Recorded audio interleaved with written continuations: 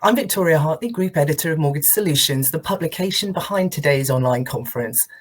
Now, the aim of this event is to cover several topics pertinent to help you, as administrators and paraplanners, to know more about the market and how it's evolving, but also to help you with the operational aspects of your role. By the end of the event, you'll have a clearer understanding of how COVID disruption has impacted lenders and advisors, and how changes in consumer behaviour, financial circumstances, government intervention, and societal shifts will impact the UK mortgage market going forward. You'll also be given comprehensive tips on best practice for submitting cases, right first time in the buy-to-let, specialist lending, and self-employed sectors. Other topics on offer include a strategy to develop your own awareness of stress and build your resilience to reduce its impact. You'll also get a broad understanding of different roles in the market, covering underwriting, senior administrator and management roles, for example, which will offer insight into your potential career progression. We also offer guidance on how you can obtain qualifications through structured courses or self-learning, which will provide the stepping stones for your next move.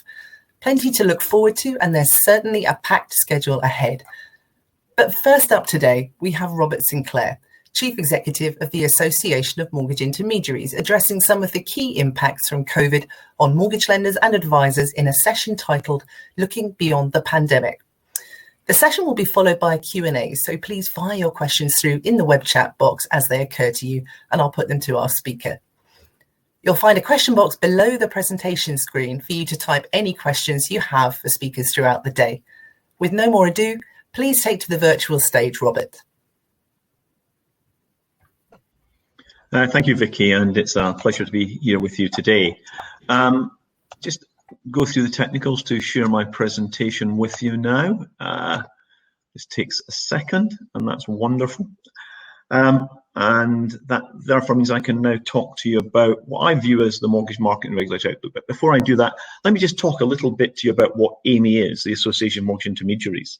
It's important for you to understand that we do a job to represent the commercial interests of our firms in the mortgage intermediary marketplace. So my job as the chief executive is to make sure that I understand what's happening in the mortgage market on a daily basis, weekly, monthly, annually, and present that, as I am doing later today, to Treasury, to talk to the FCA about how they see things and what's going on, and represent firms' interests to make sure that also the lender community understand the difficulties that sometimes the intermediary community has with the things that they're doing in the marketplace. And it's Amy's job to perhaps talk about some of the unpleasant things that a firm can't do by talking to politicians or the FCA, because the firm would not want to say some of these unpleasant things to the regulator and that they feel that might come back at them.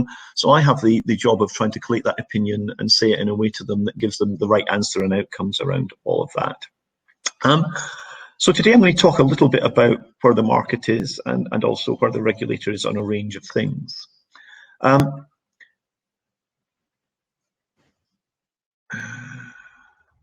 just trying to get this to move forward and it won't do it. So.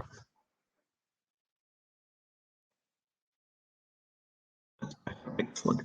So if I talk now, first of all, about the world that we currently occupy, and I think you will all know as mortgage administrators how vibrant the housing market is, in that for the last year since effectively we came out of the first lockdown, the housing market has been going like a steam train, and that's whether it's in the world of remortgage or product transfer, whether it's new build, or whether it's in the second-hand property market. We've never really seen a housing market running at the transaction levels that we've seen, and it was helped a long way by the Chancellor giving the stamp duty incentives that he gave and then extending them, following lobbying that Amy did alongside a whole load of other people. And the reason for that lobbying was to try to ensure that we could ever get as many people across the line as possible and gain from these stamp duty changes that now effectively is in terms of the major change come at the end of this week. But with that vibrant housing market, I think it's important that we do see that as continuing at the moment. And whilst activity levels have dropped a bit from the peaks that we were seeing in January, February, March, we're still seeing activity levels running through the sourcing systems above where they were at the back end of 2019, pre-crisis. And therefore, what I think we are seeing is a market that really is still pushing forwards in a really encouraging way. And we're seeing that, in fact, by the re-emergence of lots of effective product as well, because what we are seeing is we're back with 95% mortgages. But one of the questions I know that Treasury will ask me later today is how many people are getting those 95% mortgages. And one of the challenges we have at the moment, I think, is that whilst those products are on the shelf from lenders, the scorecards and criteria that are being applied against them are a bit more complex than we would want them to be. And certainly in talking to lenders, we're trying to encourage them to relax a little bit around that in relation to making it better in terms of making these products more available to more consumers.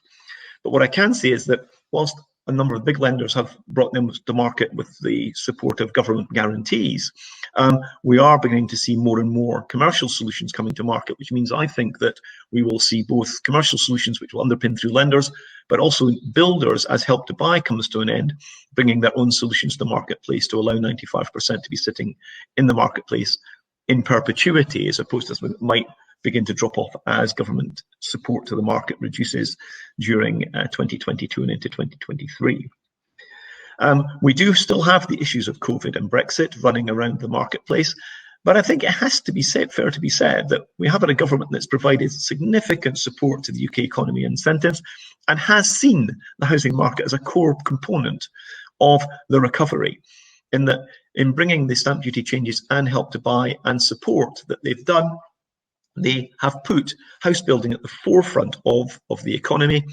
And in work that we did with what is known as the Home Buying and Selling Group that works with Ministry of Housing, Communities and Local Government, we made sure that the housing market, the property market, estate agency and surveyors could go back to work last June when we came out of lockdown with appropriate controls. And therefore, what we have seen from government is a willingness to say that the housing and mortgage market is at the heart of the economy. And one of the big discussions I had with Treasury in particular was around whether it is consumer confidence that breeds a strong housing market, or is a strong housing market that breeds consumer confidence. And in fact, in looking at the graphs of that over the last 25 years, it's very hard to see how they diverge in any way, shape or form. And in fact, the two are almost symbiotic. They work totally together in terms of a vibrant housing market gives consumer confidence, which gives a vibrant housing market, which accelerates the economy as a whole, because the UK housing market is a very strong part of the UK economy and seen as a strong indicator and driver of consumer confidence, which is really important. Two of the areas that are still concern, however, that everybody is facing into is the issues of 4 years post-Grenfell. We still have a whole range of properties in the UK that have unsafe cladding on them. And this is a national, in fact, a government disgrace that despite all the ministrations put to us by Robert Jenrick and Chris Pincher that they've now solved the problem, the money is not yet available to make the changes to these properties. In making the changes that are required to these properties, it only covers the cladding and not other defects that may be found when the cladding is removed. And although £50 a month might not sound a lot in terms of monthly costs to a leaseholder, to a Conservative politician, it certainly still seems quite a lot of money to those people sitting in those properties as a bill that they did not foresee when they purchased that property in any way, shape or form. So I think we still need, and we are pushing through the lender trade bodies, UK Finance, the Building Society Association, through the Royal Institute of Chartered Surveyors and through the ABI to push government to try to do more. And I have been disappointed, I think, to say that the Labour Party has not done more to hold the Tory party's feet to the flames over the cladding issues.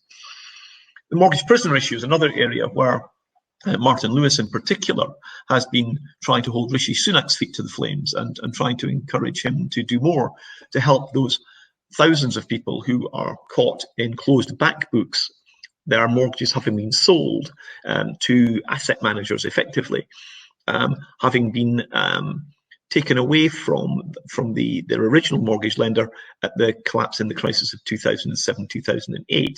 So those people who were customers of the old Northern Rock Alliance and Leicester, Bradford and Bingley have all been sold on and are in with asset managers. And some of them have reasonable revert to rates in terms of SVR around the 4.2 figure, but many of them are paying 7-8%. And it's those prisoners who I think we need to find a way of trying to help. And we are in further discussions along with the other trade bodies at the moment around how we can do that by way of either better advice or, in fact, whether the Treasury needs to make some cash contribution as they profited out of the sale of those properties to those asset managers. So we're working our way through this still as huge issues that are there in the marketplace. Talk a little bit now about what our friends at the Financial Conduct Authority's agenda is at the moment. And I'll start with operational resilience, in that I think it's fair to say that the intermediary community adapted phenomenally well last year as we had to move away from working in offices to working remotely. And some lenders found it a little bit more difficult, but they've got their act together broadly now. And service standards are not where we would always want them to be, but broadly better, and certainly trying to get everything through the pipe as we're at this pinch point at the end of June is proving a challenge. But I think the work that everybody's been trying to do to make consumers aware of what the limitations and issues are has been really positive and constructive. But the operational resilience issues around how quickly we managed to migrate and how well we managed to continue to service customers should be seen as a testament to both the flexibility and also the skill of the intermediary community right across the piece, from advisors to their support staff, in terms of delivering great outcomes for the customers that we serve. The FCA has been also undertaking regular surveys of firms by asking them to complete surveys on a periodic basis, roughly every 3 months, so that they have a very clear view of how much money firms have got, how much profit they're making, and whether the firm is at risk of collapse. The data that's been coming out of that has been exceptionally positive as well. And I can certainly say that when I was looking into the barrel of the crisis last March, April, I was genuinely concerned about how firms might survive through the next 12 months. But of course, what we have seen is a vibrant market where, relatively speaking, firms have been quite successful and been nowhere near what I thought might be significant difficulties, although some firms have had to go through the process of exercising furlough or bounce back loans or larger business loans in order to fund their way through the process. But certainly with the interest rates that are being charged on those, then they don't look too penal, and certainly give businesses the chance of sustainability. And therefore, I think the financial resilience of the sector is pretty positive at the moment. We are, however, seeing continuing pressure from the regulator in terms of their concerns about how we deal with consumers who they deem to be vulnerable. And vulnerability is a very broad thing and quite a challenge, I think, for us as an industry, in terms of how we assess vulnerability, how we deem somebody to be vulnerable. And vulnerability is not just about financial vulnerability or emotional vulnerability. It could be with regard to job, it could be relationship, it could be health, it could be financial issues. There are a whole range of things. And it's not somebody's either vulnerable or not. There's a spectrum of vulnerability where people may move in and out of this over time. And we need to really think about how we deal with consumers at this point. Some lenders are looking for the broker to do everything around this, and as long as the broker is happy to make a recommendation with regard to the mortgage and protection, then that's the job done. They don't want to know much more around that, because the broker and the firm has the responsibility to exercise that duty of care around the consumer. However, other lenders might want more information, particularly where there may be vulnerability issues around sight, sound, language, where it would be useful for the lender to know that in order to make sure that they communicate appropriately with the customer in the right way. And I think this is about us being pragmatic and making sure we've got the right customer authority, so we're not in breach of any GDPR requirements in terms of passing that information on, but also acting sensitively so that we don't act against the customer's best interest by passing information on that might cause the lender to look at them differently. But we've all got a duty of responsibility in order to deal with that sympathetically and empathetically, rather than seeing it as a barrier. The final part of that one is around consumer duty, and the FCA is currently consulting on some new rules around acting in the customer's best interests, or producing a new legal duty effectively that says that you have to take all of the customer's attributes into account and act on their behalf. We're concerned that that legal issue might cause significant problems for any sector, in that could cause a right to take litigation, and rather than using the standardised complaints process, which we have, which end up in the Ombudsman service, then we certainly would feel that that would not be the best outcome. But one of the things I do continually say is that the target for all of this work on vulnerability and duty and consumer duty is not the mortgage market. There are other parts of the financial services landscape that are much more behind the curve in all of this. And if you think about the work that we all do, which is, a fairly lengthy fact find and discussion with the customer about what their circumstances and needs are, more than often than not 2 or 3 meetings in order to get all the way through the process. More than one person talking to the customer, because the administration that runs around a mortgage is complex. And therefore, there's lots of touch points where members of the team may pick up on various issues the customer might have. And as long as we deal with those effectively, discuss them with the customer and with the rest of the team, then we're always going to be in a very good place around this, particularly in comparison to other parts of the landscape who are very much one-up transaction and may make decisions without really understanding the customer's demands, needs and issues. But I think we're fairly well placed around that, but we should not be ignorant of the changes that the regulator wants us to embed into the businesses and the data requirements that might come alongside that to evidence how we do that. The other area which the FCA has got us into a lot of trouble on, and we're actually in the middle of going back to talk to the regulator about whether we can reframe the cheapest rule, which is causing enormous issues for many firms. What I would say is that in the discussions that we've had with the regulator since it was first mooted and then came into the rule book at the end of June last year, is that the cheapest element should be the last part of any discussion with the customer, because suitability is what should drive the whole decision about which mortgage is the right thing. And the cheapest rule should only come into play once all of the suitability has been established and if there is more than one suitable product for the customer. And therefore then it should be the cheapest, or if you're not choosing the cheapest, the rationale or the reason behind that needs to be explained on the file. And that's how this should apply. It's the last element of suitability, not the first.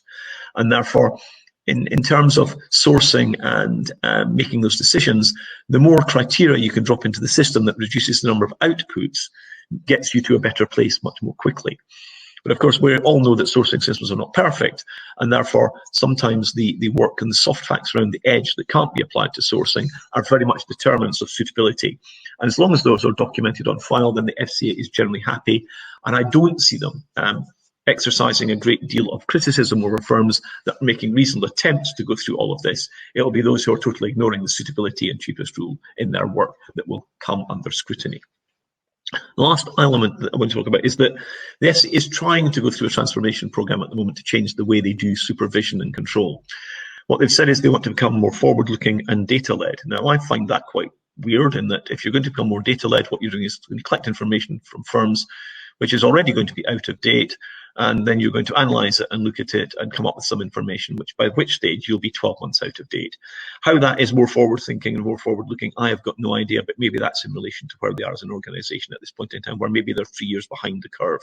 I am very critical of them in terms of how they've been conducting supervision over the last 10 years, in terms of not having enough boots on the ground across a whole range of issues, not in the mortgage market, but predominantly in the investment and pensions market, where we've seen significant numbers of firms doing bad things to consumers, significant losses being applied, and then those costs being transferred onto often mortgage firms by way of costs through the compensation scheme, which we should not be paying for.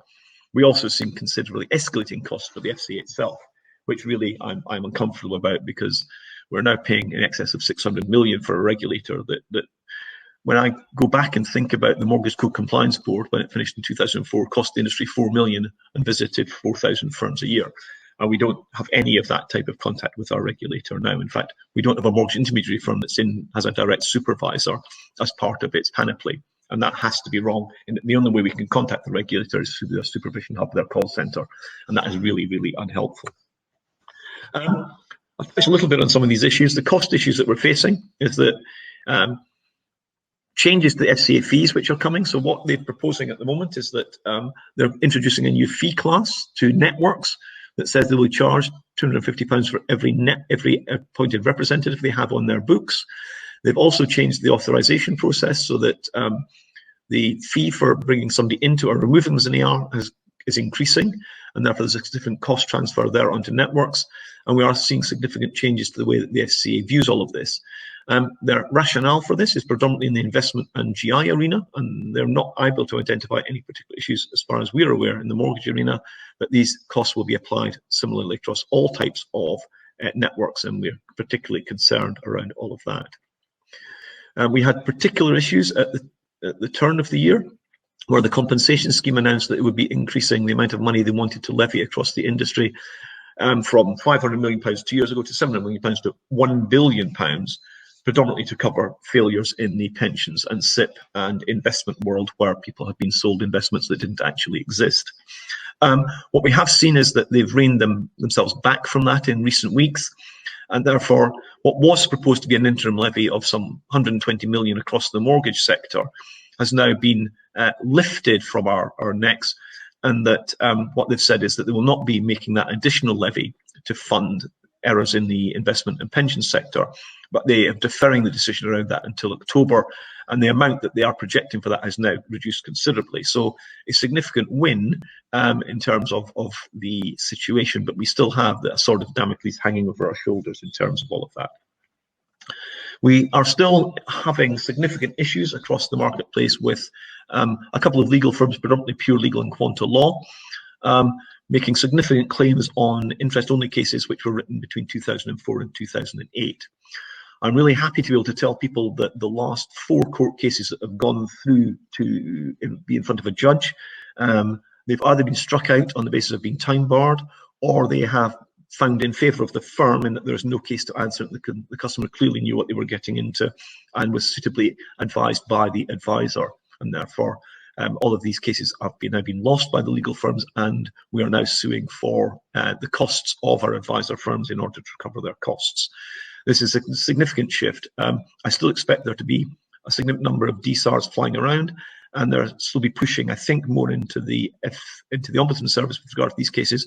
But I am hopeful that the lawyers involved in this will lose their funding that they've been receiving from venture capital firms in order to promote these cases, and therefore this will begin to fall away over the next 6 to 12 months.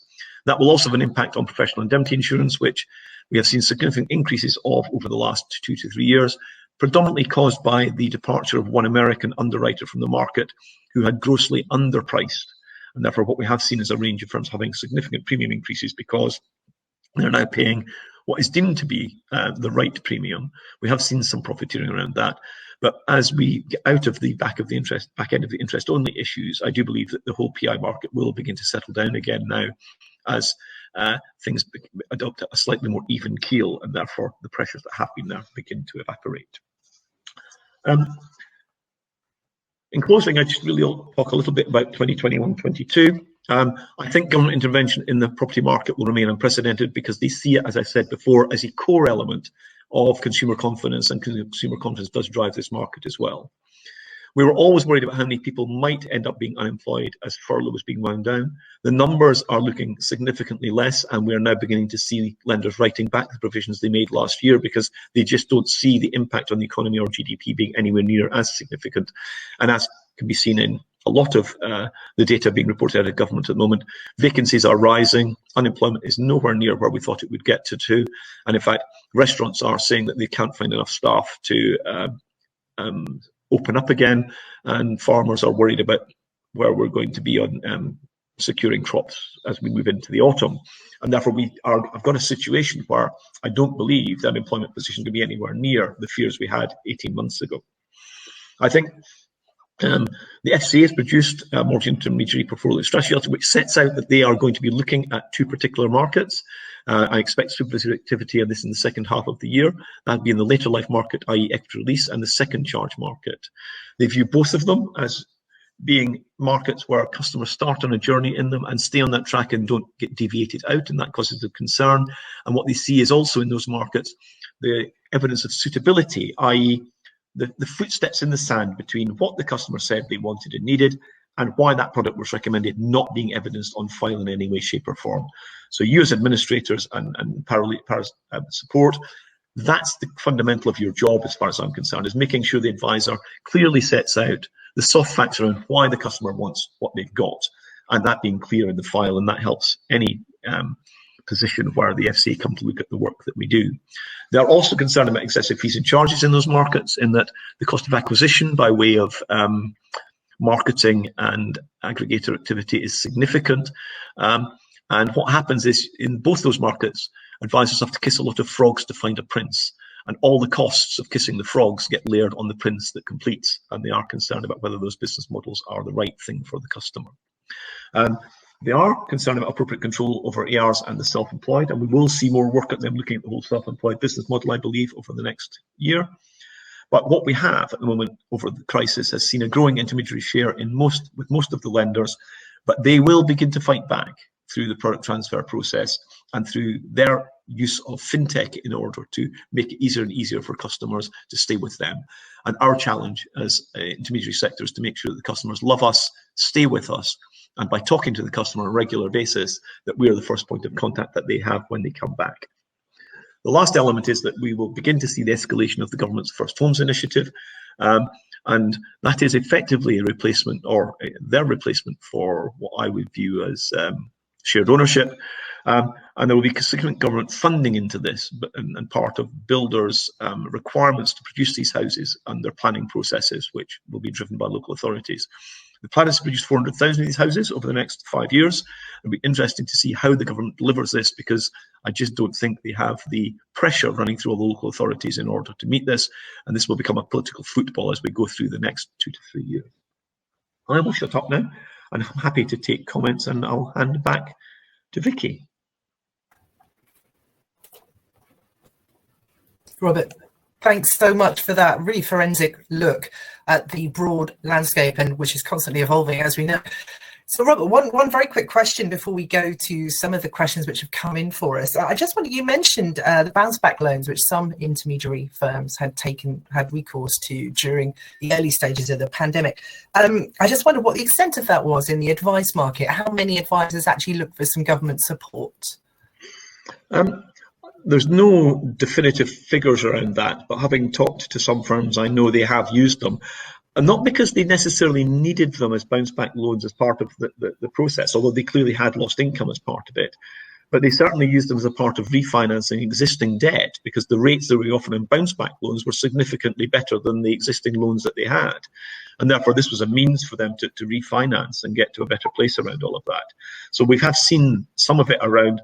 Some very well-known firms, in fact, have availed themselves of that because of the terms that were being offered in order to improve the financial efficiency of firms by government. Lovely. Okay, thanks for that. Got a question here. What's going to be the biggest digital challenge for mortgage administrators in the coming months? The world of digital is an interesting one for me, in that we've had a lot of people who I call disruptors trying to come to this market claiming they can solve all of the problems. I think the challenge for any business is trying to work out who the winners and losers will be, and how we get a structure that allows, for argument's sake, how we properly identify the customer at the start, allow that to flow all the way through the transactions, but also then how we get the right technology in a chain and not have to buy 25 different systems for all the little parts of the jigsaw that we work in. So how do we get integrated end-to-end solutions that work well for everybody? So I think is being clear from a business perspective in terms of a dialogue between the broker and the administrator about what their individual needs are.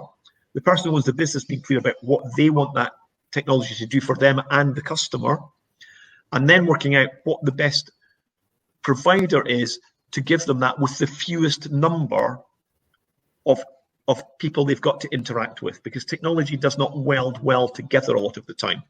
What I think we'll be talking a lot about in the next 12 to 18 months as a trade body is how do we ensure that, whether it's, and I'm going to say, whether it's the big brands, Mortgage Brain, Iris, 27 Tech, begin to bolt everything into their structures to deliver up the end-to-end solution that people are looking for, that then firms can cherry pick the elements that they want out of that to sit along perhaps their own CRM systems or their own structures that get them to the right place. The challenge is, how do we get that right architecture amongst those big frameworks that allow people to work effectively across the piece? But firms need to be really clear about what they want out of those processes and have that discussion themselves. Okay, thanks, Robert. I've got a question here from Anna Sagar, actually Mortgage Solutions reporter. Will the housing market remain as buoyant once government interventions like stamp duty, holiday are rolled back? All about what's coming up on the horizon this year, Robert. I've been astonished at the level of house price and inflation in this marketplace. Do I think we're going to see a property crash? No, I don't, because I still think there are vast demand supply issues in the stock of housing in the UK. Therefore, I don't expect there to be a significant wholesale fall in house prices across the UK. Although we have got issues in that we have got properties in flats that are almost unmortgageable or unsellable at the moment, which we need to deal with. So I see the broad picture as being really positive. I still see, and as we re-amend our work patterns, we are going to see people want to think differently about where they live and how they live, and therefore I think that's going to be a large part of where we are.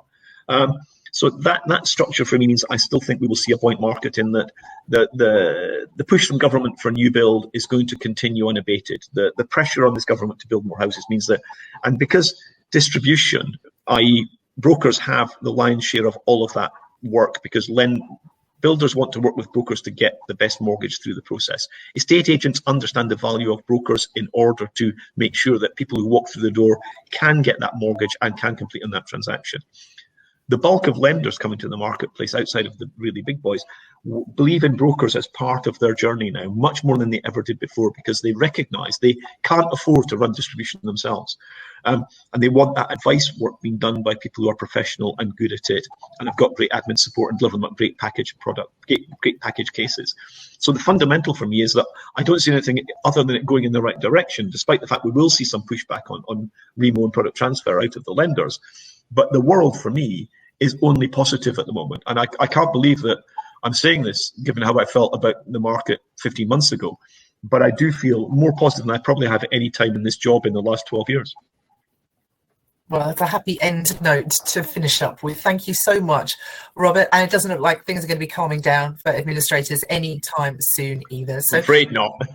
All right, lovely. Well, we're going to let you go. Thank you so much again. That's Robert Sinclair, CEO of the Association of Mortgage Intermediaries. Now, don't forget to keep your questions coming in for all our speakers today. If we don't get to them during the session, we'll certainly follow up later by email. Don't worry about that. Now, our next session starts at 10 o'clock and is titled Bite-sized Ways to Rethink Your Daily Routine, and showcases a duo of presenters from Leeds Building Society. It's James Chatter, Corporate Account Manager, and Emma Everett, Business Development Manager. They'll be taking you on an assessment of the pressures administrators face and the many ways you can